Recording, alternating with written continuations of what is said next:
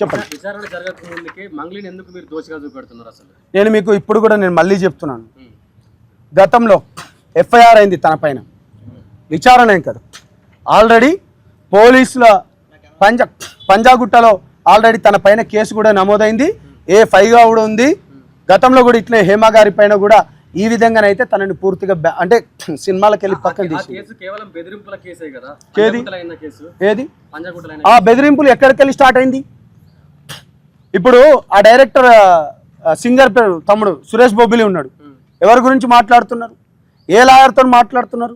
దాంట్లో ఉన్నవాళ్ళు ఎవరు? అసలు బెదిరింపులు ఎందుకు వచ్చింది? నీకు నాకు సంబంధం లేకపోతే నీకు బెదిరింపులు ఎట్లా వస్తాయి తమ్ముడు? నీకు నాకు సంబంధమే లేదు, నీకు నాకు అసలు కేల్కతం, నువ్వెవరో కూడా నాకు తెలియదు. బెదిరింపులు ఎట్లా వస్తాయి నీకు? ఏ విధంగా వస్తాయి? ఆ బెదిరింపులకు వెనక ఉన్నది ఏంటిది అసలు అయింది? ఆ బెదిరింపులకు ఏ కారణంతో బెదిరించాను?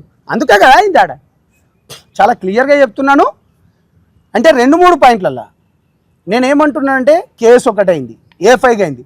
నువ్వు నిజంగా శుద్ధపూస లేకపోతే కడిగిన ముత్యం, నువ్వు 24 క్యారెట్ మేలిమి బంగారం, లేకపోతే నువ్వు వజ్రం అని అనుకోవాలంటే యూ హ్యావ్ టు ప్రూవ్. నువ్వు ఆల్రెడీ ఇక్కడనే దొరికిపోయినావు కదా, మాదికు నాకు సంబంధమే లేదా, నువ్వు ఈ రాత్రులు ఇంటికి పోవడాలేంది? A1 రామామత్ ఉన్నారు, A2, A3, A4 ఉన్నారు కదా, వాళ్ళ మీద ఎందుకు టార్గెట్ చేయట్లేదు? కేవలం మంగ్లీని ఎందుకు టార్గెట్ చేస్తున్నారు? పేరు వచ్చింది, ఏ కాస్ట్తో పేరు వచ్చింది? బంజారా పాటలు నువ్వు బంజారా డ్రెస్ చేసుకొని వచ్చినావు, నువ్వు బంజారా డ్రెస్ చేసుకొని వచ్చినావు, యాడీ బాపు భీయా అనుకుంటా మా పేర్లను వాడుకున్నావు, మా కమ్యూనిటీని వాడుకున్నావు. తెలంగాణ తెలంగాణ ఉద్యమం అయ్యేటప్పుడు కూడా నేను హక్కునే చేర్చుకున్నాం. ఇవాళ మోసపోయింది మొత్తం ఎవరు? ఇవాళ చనిపోయిన ఈ బిడ్డలు ఎవరు? ఏ కమ్యూనిటీ? ఎందుకు టార్గెట్ చేయొద్దు?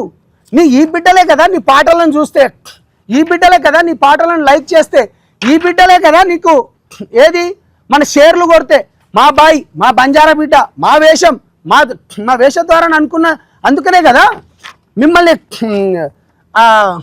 ఎందుకు నీకు మమ్మల్ని వాడుకొని వచ్చినావు అంటే, నీకు కొంచెం ఫేమస్ వచ్చుడుతోనే వీడెవరో తెలియదంటావు, ఇక్కడ ఉన్నాడు ఈ మధ్య ఎవరో తెలియదంటావు. మళ్ళీ ఈ పాటలు పాడుకోవడానికి మేము కావాలి, మా డబ్బులు కావాలి, మళ్ళీ ఇవన్నీ చేస్తుంటావు. బాజాప్తగా చెప్తున్నాం, దోషులు బయటికి రావాలి, డబ్బులు అందరూ బయటకు కావాలి. నువ్వు ఎవరివైనా కా చెప్పండి. నన్ను కూడా మభ్య పెట్టేందుకు ప్రయత్నించింది, గురించి పాజిటివ్ గా మాట్లాడాలని చెప్పి